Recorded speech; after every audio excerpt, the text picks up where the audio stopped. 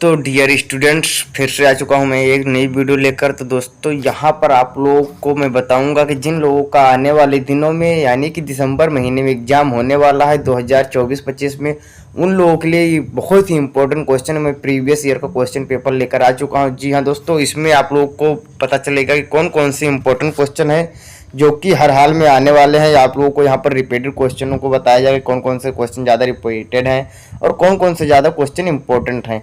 और यहाँ पर उसके साथ साथ आप लोगों को मॉडल पेपर के साथ साथ ये वीडियो महासंग्राम होने वाली है, क्योंकि इस वीडियो के माध्यम से आप लोगों को क्वेश्चन के साथ साथ आंसर भी प्रोवाइड किया जाएगा। जी हाँ दोस्तों, आप लोगों ने सही सुना, आप लोगों को यहाँ पर इंपॉर्टेंट क्वेश्चन के साथ साथ उसका आंसर भी मिलेगा। आप लोगों को फुल पीडीएफ प्रोवाइड किया जाएगा। आप लोग डिस्क्रिप्शन में जाकर डाउनलोड कर सकते हैं या फिर हमारे टेलीग्राम चैनल को ज्वाइन करके वहां से डाउनलोड कर सकते हैं। तो यहाँ पर आप लोगों को वही सभी क्वेश्चन इंक्लूड किए गए जाएंगे जो आप लोगों के एग्जाम से महत्वपूर्ण है, एग्जाम से बिलोंग करेंगे। इस प्रश्न पत्र से आप लोगों को ये अंदाजा हो जाएगा कि आप लोगों का जो क्वेश्चन पेपर है वो किस प्रकार से आएगा और किस प्रकार से क्वेश्चन बनते हैं आप लोगों के एग्जाम में। तो एग्जाम का पैटर्न क्या है और एग्जाम कैसे देना रहेगा, आप लोगों को यहाँ पर पूरा डिस्कस इस वीडियो के माध्यम से किया जाएगा। तो चलिए बिना देरी के हम लोग वीडियो को स्टार्ट करते हैं। तो हेलो स्टूडेंट्स, मेरा नाम है अखिलेश कुमार, आप देख रहे हैं अपना ही YouTube channel BA student classes. तो दोस्तों, यहाँ पर हम बात करेंगे ज्योग्राफी यानी कि physical geography BA first semester यानी फर्स्ट ईयर फर्स्ट सेमेस्टर वालों के लिए भौतिक भूगोल के बारे में हम पढ़ेंगे। यहाँ पर मॉडल पेपर प्रोवाइड किया गया है जो प्रीवियस ईयर का क्वेश्चन पेपर, इसी के हिसाब से आप लोगों का क्वेश्चन पेपर आएगा। रिपीटेड क्वेश्चनों को आप लोगों को यहाँ पर बताया जाएगा कौन कौन से ज़्यादा रिपीटेड क्वेश्चन है। तो यहाँ पर देख लेते हैं कि इस प्रश्न के सभी भागों के उत्तर दीजिए। प्रत्येक भाग का उत्तर लगभग 50 शब्दों में देना है और यहाँ पर कितना है 30 नंबर मिलेगा। 10 नंबर के क्वेश्चन रहेंगे, मतलब 10 क्वेश्चन करने रहेंगे, 3 नंबर के क्वेश्चन रहेंगे। तो यहाँ पर पहला क्वेश्चन हमें क्या दिया गया है, पहला क्वेश्चन हमारा दिया गया है भूवैज्ञानिक समय सारणी को कितने कल्पों एवं युग्मों में बांटा गया है। तो जो भूवैज्ञानिक समय सारणी है इसको कितने कल्प और कितने युग्मों में बांटा गया है। जो समय सारणी इसका कितने कल्प और कितने पीरियड और कितने टाइम स्केल में बांटा गया है। फिर क्या है कोर, कोर क्या है, व्हाट इज कोर, क्रोड क्या है। तो दोस्तों, आप लोग को जैसे कि पृथ्वी का जब यदि 1/3 काट आप लोग काटते हैं तो यहाँ पर जो नीचला हिस्सा होता है कोन वाला, कोन मतलब नुकीला होता है, नीचे का लट्टू नुमा, जिसे कि 1/3 भाग आप लोग को माना जाएगा यहाँ पर। तो ये क्या होता है, यही हमारा क्या होता है क्रोड, जहाँ पर आप लोग को निफे की परत जहाँ पाई जाती है, सियाल सीमा निफे। तो यहाँ पर निकेल और फेरस की ज़्यादा मात्रा पाई जाती है, ज़्यादा अधिकता होती है। तो यहाँ पर आप लोगों को क्या इसको बोलते हैं क्रोड। ये क्रोड होता है, ये भूपर्पटी, ये मेंटल और ये क्रोड। तो आप लोगों ने यदि पृथ्वी की संरचना का वीडियो नहीं पढ़ा है, अंतरिक्ष संरचना का, तो वो वीडियो आप लोग देख सकते हैं, बहुत ही इंपॉर्टेंट है और बहुत ही अच्छे अच्छे क्वेश्चनों को इंक्लूड किया गया है। तो आई होप आप लोगों को महासंग्राम वाली जितनी भी वीडियो है, मॉडल पेपर है, इन सबको हल कर लेना है।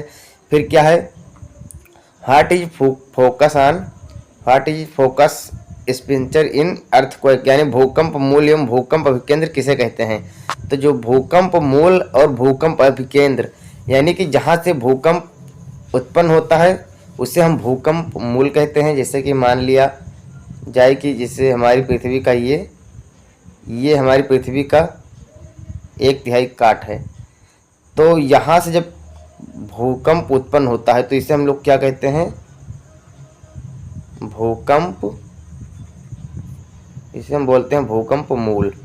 और जब यहाँ पर ये सीधा गति लंबवत जहाँ पर ये उद्गम होता है जहाँ पर, तो इससे हम यहाँ पर भूकंप का उद्गम होता है भूपर्पटी पर, उसे हम क्या कहते हैं अभिकेंद्र। यानी कि आप लोगों को पता चल गया होगा कि भूकंप अभिकेंद्र भूकंप मूल क्या होते हैं। फिर क्या है भौतिक भूगोल को परिभाषित कीजिए। तो भौतिक भूगोल क्या है, भौतिक भूगोल को परिभाषित करना यहाँ पर, तो भौतिक भूगोल के अंतर्गत आप लोगों को पूरी जीवधारियों को, यहाँ पर सभी मंडलों को पढ़ना रहेगा। फिर क्या है बहिर्जात शक्तियाँ क्या हैं और डेल्टा को परिभाषित कीजिए। बहिर्जात शक्तियाँ और डेल्टा को परिभाषित करना रहेगा आपको। यहाँ पर ये क्वेश्चन इंपॉर्टेंट है भौतिक भूगोल वाला। बरखान क्या है, वायुमंडल की कौन सी गैस परावैज्ञानिक किरणों को सोख लेती है। तो वायुमंडल की ओजोन गैस जो होती है, ओजोन परत वही पराबैंगनी किरणों को सोख लेती है। ये मोस्ट इंपॉर्टेंट क्वेश्चन है, इसको आप लोग हर हाल में तैयार करके रखना है। वेरी इंपॉर्टेंट क्वेश्चन में इसे आप लोग सेलेक्ट करके रखना। और आप लोग एक नोट्स अपना बनाइए जहाँ पर आप लोग इम्पोर्टेंट और वेरी इंपॉर्टेंट और वेरी वेरी इंपॉर्टेंट आप लोगों को क्वेश्चन करके इसे लिख कर रख लेना है, ताकि आप लोगों को पता रहे कौन कौन से क्वेश्चन हमारे ज़्यादा इंपॉर्टेंट है और उनकी ज़्यादा अच्छे से गहन अध्ययन कर सको आप लोग। फिर क्या है, वायुमंडल की विभिन्न परतें कौन कौन सी है। तो वायुमंडल की परतों का जैसे क्षोभ मंडल, समताप मंडल, आयन मंडल, ओजोन मंडल और बहिर्मंडल, तो ये सब मंडलों का यहाँ पर आप लोगों को जिक्र कर देना है और बहुत अच्छे तरीके से आप लोगों को लिखना है। सभी के आंसर नीचे अभी मिल जाएंगे, तो वीडियो ज़्यादा लंबी हो जाएगी, इसलिए सभी के आंसर मैं प्रोवाइड नहीं कर पाऊंगा। नेक्स्ट वीडियो और बना दूंगा जहाँ से आप लोग पार्ट 2 में देख लेना आखिर क्या क्या पढ़ना रहेगा। ज्वार भाटा से क्या तात्पर्य है, तो ज्वार भाटा को आप लोगों को पता ही होगा कि ज्वार भाटा आखिर होता क्या है। तो ज्वार भाटा के अंतर्गत आप लोगों को क्या जानना रहेगा कि चंद्रमा की गुरुत्वाकर्षण शक्तियों के कारण समुद्र जल के ऊपर उठकर आगे बढ़ने की प्रक्रिया को ज्वार कहते हैं, तथा लौटकर पीछे गिरकर पीछे लौटने की क्रिया को हम लोग क्या बोलते हैं, भाटा बोलते हैं। तो ये होता है ज्वार भाटा। तो इससे आप लोग लिख सकते हैं लघु उत्तरीय प्रश्न, attempt any 3 questions, give answer of each question in about 200 words. तो यहाँ पर अटेम्प्ट एनी 3 क्वेश्चन, यहाँ पर आप लोगों को 3 प्रश्नों के उत्तर देना है। प्रत्येक प्रश्न कितने 200 शब्दों में देना है। 30 नंबर का ये भी है और प्रत्येक प्रश्न कितने 10 नंबर का है। यानी कि आप लोग एक क्वेश्चन यहाँ से हल कर लेते हो तो आप लोगों के 10 नंबर पक्के हो जाएंगे। तो पृथ्वी की उत्पत्ति से संबंधित किसी एक सिद्धांत की व्याख्या कीजिए। तो पृथ्वी की उत्पत्ति से सिद्धांत आप लोगों को जैसे पता होगा, लाप्लास का सिद्धांत है, जीन्स एंड जोफ्री का सिद्धांत है, रसेल का सिद्धांत है, बहुत सारे ऐसे सिद्धांत है जहाँ से पृथ्वी की उत्पत्ति के संबंधी के एक सिद्धांत आप लोग को लिखना रहेगा। तो बहुत सारे सिद्धांत है, बिग बैंग थ्योरी है, तो यहाँ पर आप लोग को वो लिख देना है। बहुत अच्छे तरीके से मैंने एक वीडियो पहले बना दिया था, आप लोग नहीं है देखे हैं तो उसको एंड स्क्रीन में मैं लगा दूंगा, आप लोग देख सकते हैं। बहुत ही अच्छा वीडियो है वो। और पृथ्वी की आंतरिक संरचना की विवेचना कीजिए। पृथ्वी की आंतरिक संरचना किस प्रकार से की गई है। तो पृथ्वी की आंतरिक संरचना 2 प्रकार से आप लोग बांट सकते हैं, एक रासायनिक आधार पर और एक भौतिक आधार पर। तो ये दोनों आप लोगों को बहुत अच्छे तरीके से इंपॉर्टेंट क्वेश्चन में सिलेक्ट करके रखना है। ये बहुत ही ज़्यादा पूछा जाता है और ये क्वेश्चन भी है जो बहुत ज़्यादा रिपीट क्वेश्चन। प्राण के विचारों के संबंध में भू संतुलन की व्याख्या कीजिए। यानी भूमि का संतुलन बनाए रखना कैसे होता है, ये प्राण महोदय के बारे में प्राण के विचार हैं, तो इसके संबंध में इसका व्याख्या करना है। बहुत ही इंपॉर्टेंट क्वेश्चन है ये, मोस्ट इंपॉर्टेंट। भूकंप किसे कहते हैं, इनके प्रभावों का वर्णन कीजिए। ये भी इंपॉर्टेंट क्वेश्चन है, इसको भी आप लोगों को लिख लेना है बहुत अच्छे तरीके से। ठीक है, explain the concept of geosyncline about the origin of folded mountains. यानी वलित पर्वतों का जन्म भूसन्नतियों से हुआ है, इस कथन की व्याख्या कीजिए। यानी जो वलित पर्वत हैं, ऐसे पर्वत रहते हैं, सॉरी दोस्तों थोड़ा टेढ़ा हो गया, ज़्यादा सीधा हो गया, ऐसे वलित पर्वत होते हैं, तो ये भूसन्नति से उत्पन्न हुआ है। तो इसका क्या मतलब कथन है, इसके कथन की व्याख्या कीजिए कि कैसे मुमकिन है। तो वलित पर्वत जो होते हैं, जो भूसन्नति होती है, जैसे भू में जब संकुचन, तो इसी के अनुसार जब ज़्यादा तेज़ी से होता लगता है तो ऐसे ऐसे करके और ऐसे ऐसे वलित पर्वतों का निर्माण हो जाता है। तो फिर आप लोग अच्छे से समझ जाना है कि वलित पर्वतों का निर्माण किस प्रकार से होता है। फिर क्या है, शैलों का वर्गीकरण कीजिए तथा अग्नेय शैलों की उत्पत्ति तथा विशेषताओं की विवेचना कीजिए। आप लोगों को यहाँ पर शैल क्या है और अग्नेय शैल क्या है, बहुत ही ज़्यादा अग्नेय शैल पूछा जाता है, तो अग्नेय शैल को आप लोग अच्छे से पढ़ लेना है और शैलों का वर्गीकरण यहाँ पर कर देना है।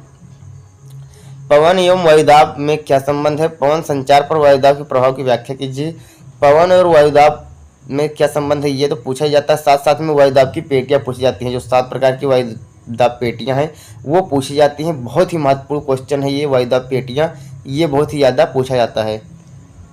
फिर क्या है, वायु राशियों का वर्गीकरण प्रस्तुत कीजिए। वायु राशि कितनी प्रकार की होती हैं, इनका आप लोग को वर्गीकरण करना है। फिर दीर्घ उत्तरीय प्रश्न 500 शब्दों में देना है, ये क्वेश्चन केवल करना रहेगा। 15 नंबर यहाँ पर आप लोगों के फिक्स हो जाएंगे, यहाँ से आप लोग समझ सकते हैं। तो प्लेट विवर्तनिकी से क्या प्राय है, प्रमुख प्लेटों का विस्तृत वर्णन कीजिए। तो जो प्लेट विवर्तनिकी है, तो दोस्तों स्टूडेंट्स, ये प्लेट विवर्तनिकी आखिर होता क्या, तो प्लेटों का जो इधर उधर खिसकना होता है ना, जब भारतीय प्लेट है भी खिसक रही है माना जाता है वैज्ञानिकों का। और जो प्लेट विवर्तनिकी है, प्रमुख प्लेटें कौन कौन से हैं, तो जैसे यूरेशिया की प्लेट है, अफ्रीकन प्लेट, ये SI प्लेट, तो बहुत सारी ऐसे प्लेटें हैं जो यहाँ पर पाई जाती हैं। फिर अपर्दन चक्र से क्या तात्पर्य है? समान अपर्दन चक्र की विस्तृत व्याख्या कीजिए। इसके साथ साथ आप लोगों को सबसे ज़्यादा पूछा जाएगा डेविस का अपर्दन चक्र। आप लोगों ने हमारे मॉडल पेपर को देखा है तो डेविस अपर्दन चक्र बहुत ही ज़्यादा पूछा जाता है। तो डेविस का अपर्दन चक्र यदि आप तैयार कर लेते हैं तो ये पूरा का पूरा मॉडल पेपर आप लोगों का हल हो जाएगा।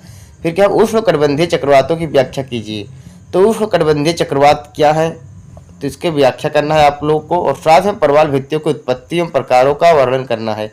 तो प्रवाल भित्तियाँ कौन कौन सी होती हैं और इसका आप लोगों को यहाँ पर वर्णन करना है। प्रवाल भित्ति का ये क्या, महासागरीय निक्षेप के कारण बनता है। अब यहाँ पर आप लोगों को देख लेना है, जैसे भूगोल का पिता किसे कहा जाता है, ये क्वेश्चन यहाँ पर दिया गया है, मोस्ट इंपॉर्टेंट क्वेश्चन है, ये भी पूछ लेता है कभी कभी। तो ये आप लोगों को तैयार करके रखना है। पृथ्वी को अनोखा ग्रह क्यों कहा जाता है, ये देख लेना है आप लोगों को। नेक्स्ट वीडियो में बता दूंगा पूरा डिटेल में आप लोगों को। सियाल परत पर संक्षिप्त टिप्पणी लिखे। तो जी हाँ दोस्तों, सियाल परत पर आप लोग संक्षिप्त टिप्पणी एक बार देख लेते हैं कि पृथ्वी के ऊपरी परतदार चट्टानों की परत के ठीक नीचे यह परत प्रथम परत फैली है। इसमें सिलिका एवं एल्युमिनियम दो तत्वों की अधिकता रहती है। इसके आधार पर इसका नाम सिलिका यानी सी से सिलिका और ये एल से एल्युमिनियम रखा गया है, इसी से सियाल बोला जाता है। सियाल का स्पेलिंग क्या होता है आप लोग को बता दें कि SIAL सियाल होता है। तो ये सिलिका और एल्युमिनियम होता है। इसका घनत्व 2.4 से 2.9 के मध्य रहता है। यहाँ पर क्या, ग्रेनाइट समूह से संबंधित है यहाँ की चट्टानें, और इन परत की मोटाई महासागर के तली के निकट कम है। यह 50 से 300 किलोमीटर तक मानी गई है। वर्तमान में इसे 120 किलोमीटर ही मानते हैं। तो ये है सियाल और सियाल की परत की गहराई। और सियाल के साथ साथ आप लोग को यहाँ पर सीमा भी पढ़ना रहेगा और निफे भी। मैं नेक्स्ट वीडियो में पूरा डिटेल से बता दूंगा आप लोग को कि रासायनिक के आधार पर और भौतिक के आधार पर क्या है पृथ्वी की अंतरिक्ष संरचना। तो आई होप आप लोगों को वीडियो बहुत ही पसंद आया होगा। आप लोग देख सकते हैं पूरा PDF यहाँ पर पूरा क्वेश्चन पेपर आप लोग को प्रोवाइड किया जाएगा, तो आप लोग देख सकते हैं। तो ये सब आप लोगों को तैयार करके रखना है। मैं नेक्स्ट वीडियो बना दूंगा पूरा महासंग्राम वीडियो, ये एकदम महामैराथन वाली 1-1.5 घंटे की, वहाँ पर आप लोग पूरा अच्छे से देख लेना। तो आई होप आप लोगों को वीडियो पसंद आया होगा। वीडियो पसंद आया तो अभी तक करके आए हो भाई, एक वीडियो को लाइक कर दीजिए एक, और साथ में बेल आइकन को दबा देना सब्सक्राइब करके। चलिए मिलते हैं नेक्स्ट वीडियो में, तब तक के लिए जय हिंद जय भारत।